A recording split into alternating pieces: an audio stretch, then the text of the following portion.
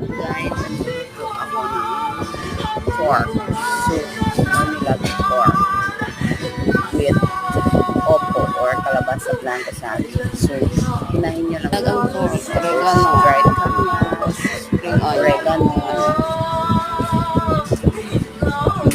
spring onion, onion, and then pakulo nyo lang hanggang umambot siya. So, pag malambot na siya, dried camel, and pork cubes.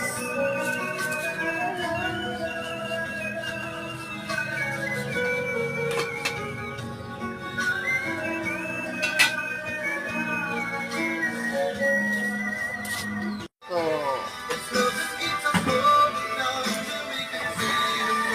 wow. Na, sabroso na to.